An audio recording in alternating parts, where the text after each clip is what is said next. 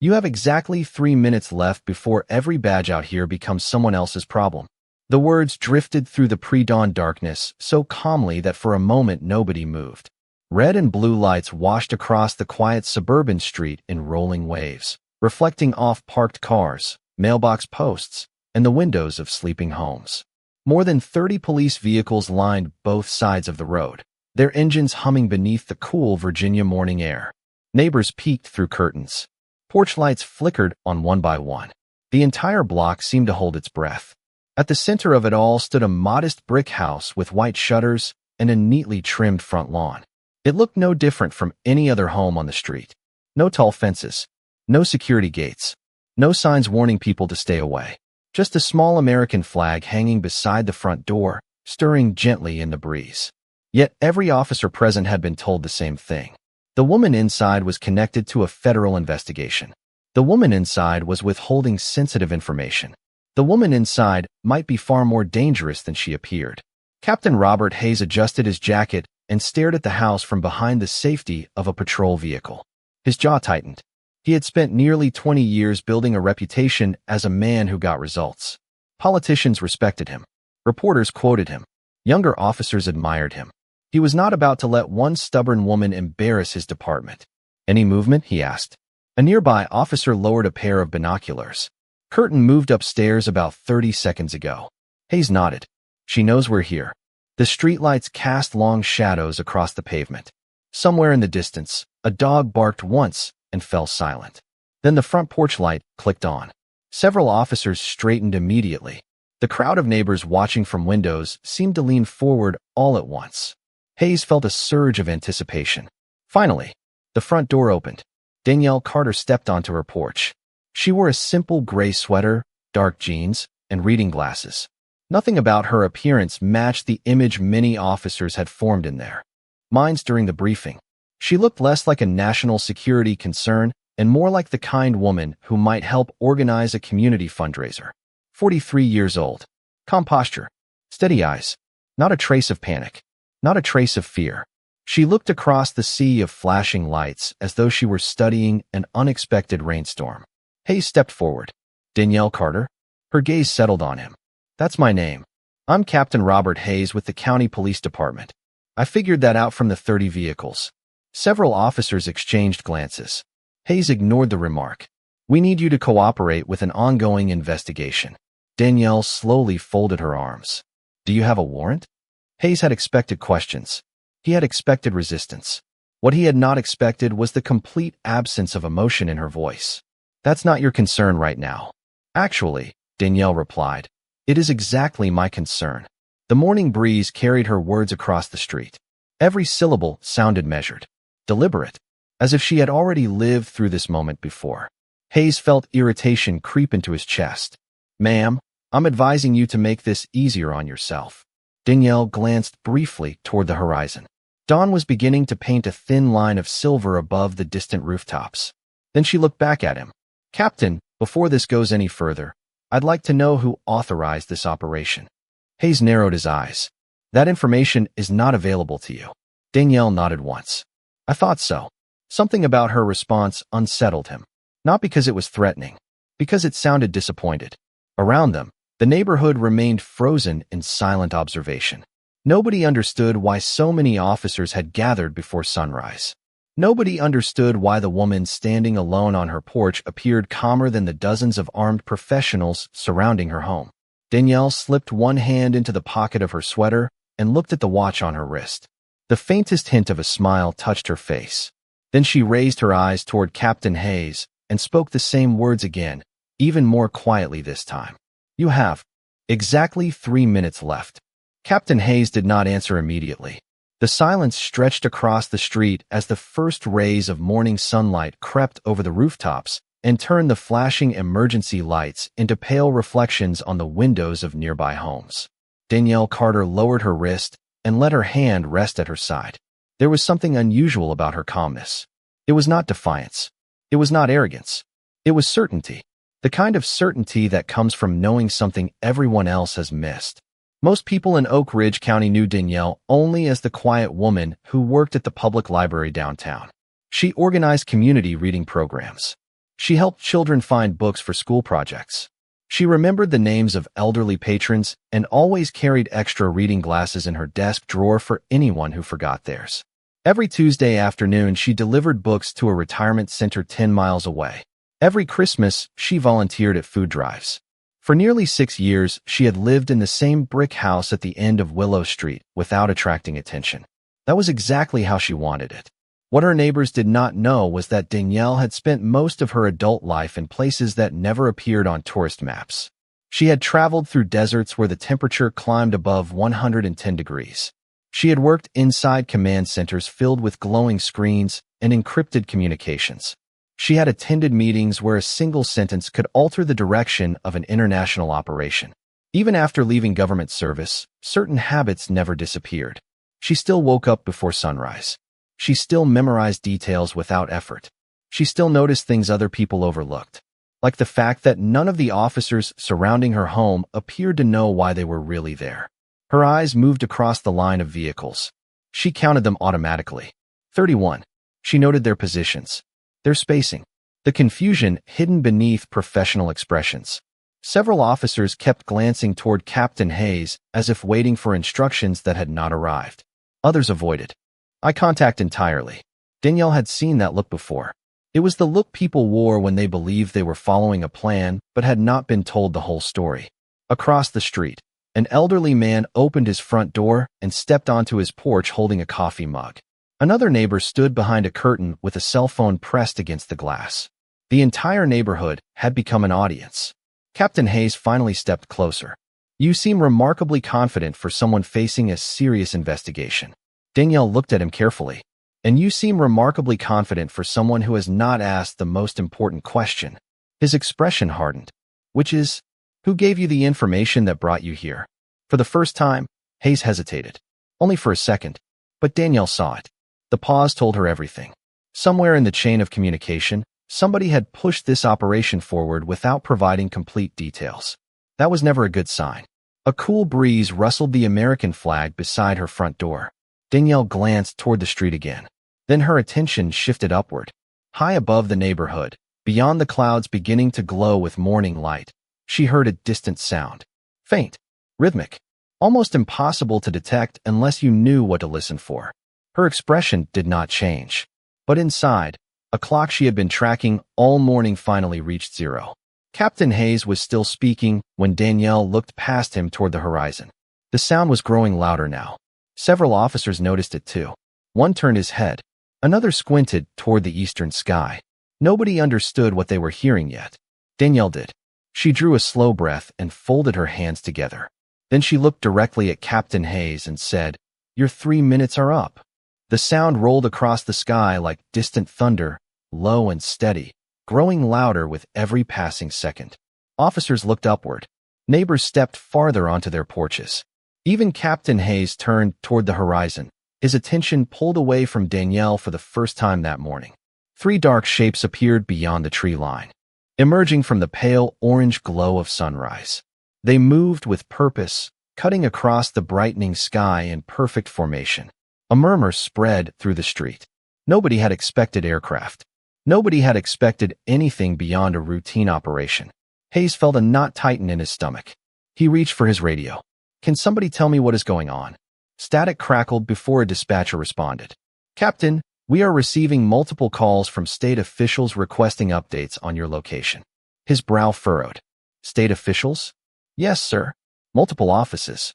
Before he could ask another question, a second voice cut through the radio traffic. "Urgent. Uneasy. Captain, you need to see this." An officer hurried toward him holding a tablet. Hayes grabbed it and scanned the screen. The color drained from his face. The information displayed there should have appeared hours earlier. It should have appeared before a single vehicle arrived on Willow Street. Instead, it had somehow been omitted. Danielle watched him silently. The morning wind tugged gently at the edges of her sweater. Her expression remained calm, but there was sadness in her eyes now. Not triumph. Not satisfaction. Sadness. As if she had hoped none of this would happen. Across the street, the elderly man with the coffee mug lowered it slowly. The helicopters were clearly visible now, their silhouettes reflected in dozens of windows along the block. Children pressed their faces against glass. Parents stepped outside. The entire neighborhood stood frozen beneath the growing roar overhead. Hayes looked up from the tablet and stared directly at Danielle. "Who are you?" he asked. The question came out quieter than he intended. Danielle tilted her head slightly. "I told you my name." "That is not what I mean." She studied him for a moment. Then her gaze shifted toward the approaching aircraft. "You had access to my file." Hayes swallowed. "Not all of it." "Exactly." The words landed harder than any accusation could have. Because they were true. Somewhere between the initial report and the deployment of 30 police vehicles, critical information had vanished. Information important enough to change everything. Information important enough that several state offices were suddenly calling at dawn. The helicopters began circling at a distance. Not aggressive. Not threatening. Controlled. Precise. The kind of movement that came from highly trained professionals following a carefully planned procedure. Every officer on the street could feel it now. The atmosphere had changed. The confidence that existed 30 minutes earlier had disappeared. Questions replaced certainty. Doubt replaced authority. Hayes glanced back at the tablet. One line continued pulling his attention. A classification marker. A designation he had only seen once before in his career. His pulse quickened. "This cannot be right," he whispered. Danielle heard him. "It is." The radio on his shoulder suddenly came alive again. This time the voice belonged to someone much higher in the chain of command. "Captain Hayes, stand by for immediate instructions." The street fell silent. Even the neighbors seemed to sense the importance of the moment. Hayes pressed the transmit button. "This is Hayes." There was a brief pause. Then the voice spoke again. "Do not enter the residence. Do not remove any property. Do not question the resident further until authorized personnel arrive." Hayes stared at Danielle. "Authorized by whom?" Another pause followed. Longer this time. Then came the answer. "Authorized by the Department of Defense." No one spoke. No one moved. The words seemed to hang in the cool morning air long after the transmission ended. Danielle looked toward the rising sun beyond the rooftops. Golden light spilled across the neighborhood, touching the windows, the sidewalks, and the flag beside her front door. Somewhere overhead, the helicopters continued their steady approach. And for the first time since arriving on Willow Street, Captain Robert Hayes realized he was no longer in control of what happened next. The helicopters never landed. They remained high above the neighborhood, circling in wide, controlled patterns that seemed designed to announce a presence rather than create a spectacle. Their steady rhythm echoed across Willow Street, while dozens of officers stood frozen between confusion and uncertainty. Captain Hayes lowered his radio slowly. The order had been unmistakable. The Department of Defense had intervened. Yet nothing about the woman standing on her porch made sense. Danielle Carter still looked like a librarian preparing for another ordinary Wednesday. The morning sunlight reflected softly from her glasses. Her hands remained folded in front of her. Her posture never changed. Hayes looked back at the tablet. The classified designation was still there. The more he read, the less he understood. Several lines of information had been redacted. Entire sections were inaccessible. The only thing he could see clearly was a string of dates stretching back nearly 20 years and a status marker that had never been removed. Active. He swallowed hard. Around him, officers began quietly talking among themselves. One patrolman glanced toward the helicopters. Another checked his phone and frowned. Messages were arriving faster than he could read them. Something much larger than a local investigation was unfolding. Across the street, neighbors had abandoned any attempt to hide their curiosity. Front doors opened. More people stepped outside. Some held coffee mugs. Others stood in slippers and bathrobes, staring at the extraordinary scene taking place in the middle of their quiet community. Danielle noticed them. She recognized nearly every face. Mrs. Parker from 2 houses down. The retired school principal who walked his dog every morning. The young couple who had moved into the neighborhood last summer. They looked at her differently now. Not with fear. With questions. Questions she could not answer. Not yet. A black SUV suddenly appeared at the far end of the street. Then another. Then a third. They moved through the line of police vehicles without hesitation. No sirens. No flashing lights. Just quiet authority. The crowd fell silent. Even the officers stepped aside instinctively. The first SUV came to a stop near Danielle's front lawn. The engine shut off. Nobody moved for several seconds. Then the rear passenger door opened. A tall, gray-haired man stepped out wearing a dark suit. He was not military. He was not local law enforcement. Yet the moment he appeared, several officers straightened automatically. Hayes felt his stomach tighten again. He recognized the man immediately. Deputy Secretary Alan Whitaker, one of the most influential defense officials in the country. The sight of him standing on Willow Street seemed impossible. Whitaker glanced briefly at the gathered crowd before turning his attention toward Danielle. The expression on his face softened. For the first time all morning, Danielle smiled. It was small, respectful, familiar, like greeting an old colleague after a long absence. Whitaker walked directly toward her. No hesitation, no uncertainty. He stopped at the bottom of the porch steps. For a moment, neither of them spoke. Then he sighed and shook his head. Danielle, I was hoping we would not have to meet under these circumstances. Danielle's smile faded slightly. So was I. Hayes stared in disbelief. The Deputy Secretary of Defense knew her personally, not as a suspect, not as a person of interest, as an equal. Whitaker looked toward the captain. His expression became serious immediately. Captain Hayes. Hayes stepped forward. Sir, who authorized this operation? The question was calm, polite, yet it carried enough weight to silence the entire street. Hayes opened his mouth, but no answer came. Because for the first time since arriving on Willow Street, he realized he did not actually know. Captain Hayes felt every eye on the street settle on him at once. The question should have been simple. In every operation there was a chain of command, a documented request, a signature, an authorization trail. Yet standing beneath the growing morning light, he suddenly realized how many assumptions had carried him to Willow Street. The original report had arrived late the previous evening. An anonymous intelligence alert. A recommendation for immediate action. A warning that sensitive information might be compromised if authorities waited. At the time it had sounded urgent, legitimate, necessary. Now, with Deputy Secretary Alan Whitaker standing 10 feet away and 3 government vehicles parked beside the curb, those assumptions felt dangerously thin. Hayes cleared his throat. The request came through official channels. Whitaker's expression remained unchanged. Which channels? The captain hesitated. That was all the answer anyone needed. Around the neighborhood, silence deepened. Danielle watched without speaking. She did not appear angry. She did not appear vindicated. Instead, she looked tired. The kind of tiredness that comes from seeing a mistake unfold long before everyone else notices it. Whitaker slowly turned toward one of the men who had arrived with him. Get me the complete authorization history. The man nodded immediately and stepped aside with a secure phone already in his hand. Hayes felt a cold sensation settle in his chest. For years he had trusted procedures, trusted reports, trusted systems. Yet now those same systems were being questioned in front of his officers, his community, and officials whose influence extended far beyond local government. A young patrol officer shifted nervously nearby. Another lowered his eyes toward the pavement. Nobody wanted to be standing here anymore. The operation that had begun with confidence now felt like a spotlight exposing every missing detail. Danielle finally stepped down from her porch. The movement drew immediate attention. She walked calmly across the front lawn until she stood beside the small American flag planted near the walkway. Sunlight illuminated the fabric as it moved gently in the breeze. For a moment, she simply looked at it. Then she spoke quietly. Do you know what bothers me most, Captain? Hayes looked at her. What? Not that someone made a mistake. Her eyes remained fixed on the flag. Mistakes happen. She paused. What bothers me is that nobody stopped long enough to ask whether the person on the other side of the report was human. The words settled heavily over the street.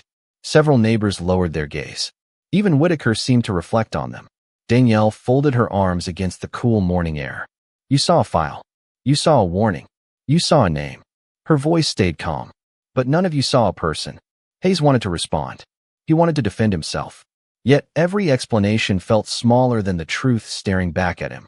The distant hum of the helicopters continued overhead. Not threatening, just present. Like a reminder that some events could not be undone once they began. Moments later, the man with the secure phone returned to Whitaker's side. His expression was grim. He handed over a tablet. Whitaker reviewed the information for several seconds. Then his jaw tightened. Unbelievable. Hayes felt his stomach drop. What is it? Whitaker looked directly at him. The authorization trail does not begin with federal intelligence. He held up the screen. It begins with a private source. Confused murmurs spread through the officers. Hayes blinked. A private source? Someone submitted false information. Whitaker's voice hardened, and every review layer after that failed to verify it. Danielle closed her eyes briefly, not because she was surprised, because she had feared exactly that outcome from the beginning. The morning sun climbed higher above Willow Street. The flashing lights from the police vehicles seemed less powerful now, fading beneath daylight. And as the truth slowly emerged, Captain Robert Hayes understood that the investigation he thought he was leading had just become an investigation about how it ever happened at all. For several moments nobody spoke. The tension that had dominated Willow Street all morning seemed to drain away, leaving behind something heavier. Reflection. The flashing lights were still there. The vehicles were still lined up along the curb. The helicopters still traced slow circles high above the neighborhood. Yet everything felt different now. Danielle stood quietly beside the flag as sunlight spread across the grass and warmed the dew that clung to the edges of her lawn. The crowd of neighbors had stopped whispering. Even the officers appeared less concerned with procedure and more concerned with understanding how events had reached this point. Deputy Secretary Whitaker lowered the tablet and looked toward Danielle. "I owe you an apology," he said. His voice carried clearly through the still morning air. Several heads turned. Federal officials were not known for public apologies. Danielle met his eyes and offered a faint smile. "You are not the one who submitted the report." "No," Whitaker admitted. "But I am responsible for the systems that allowed it to move this far." Danielle nodded thoughtfully. The answer seemed to matter to her. Not because it solved anything, because it acknowledged something many people in positions of authority often avoided. Responsibility. A gentle breeze moved through the neighborhood. Leaves rustled in nearby trees. Somewhere farther down the street, a wind chime sang softly from a front porch.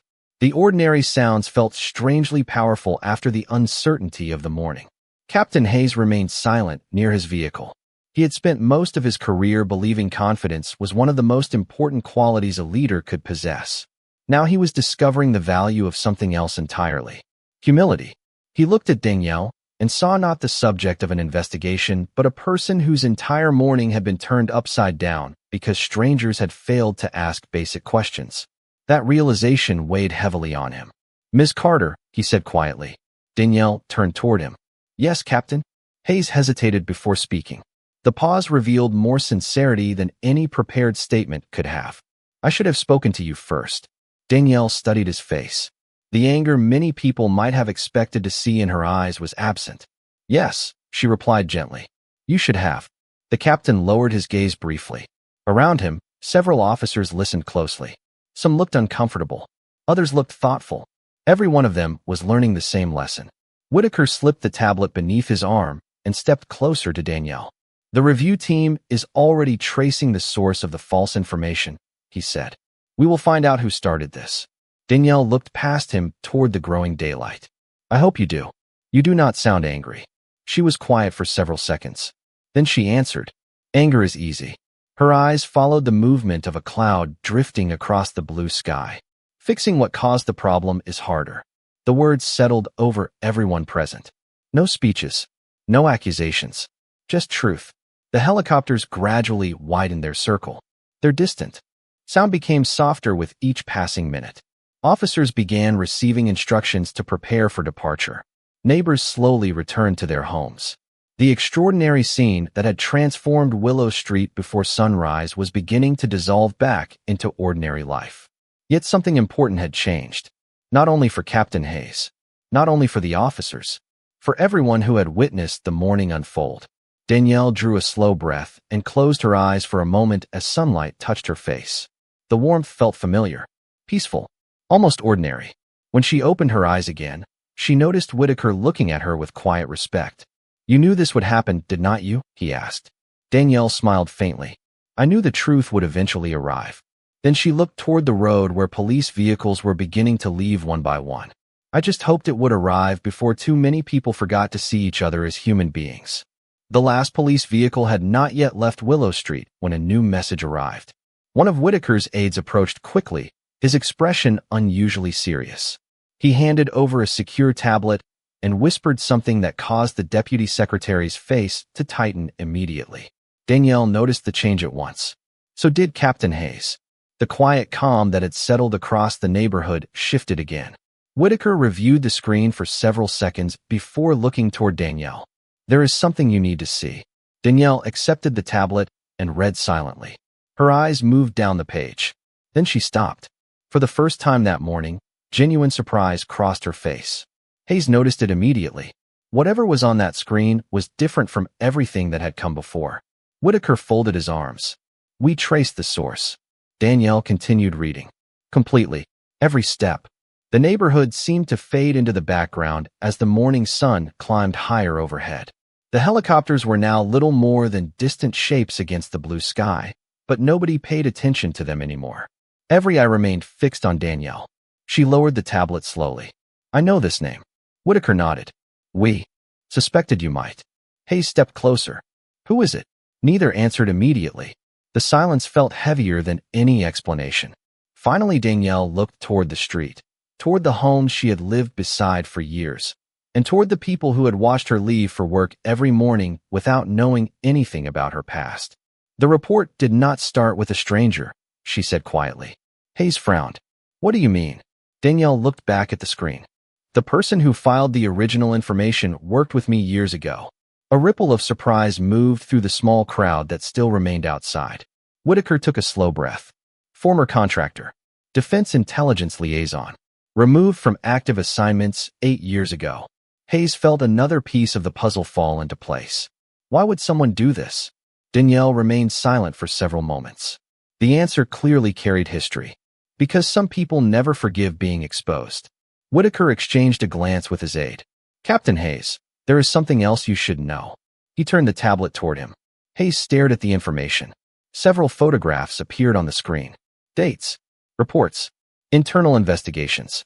Then one particular file caught his attention. The name Danielle Carter appeared at the top beside a classification marker. Below it was a commendation unlike anything he had ever seen. His eyes widened. "This cannot be real." Whitaker's voice was calm. "It is." Hayes looked again. The document described an operation conducted years earlier involving the protection of military personnel and the exposure of fraudulent intelligence activities.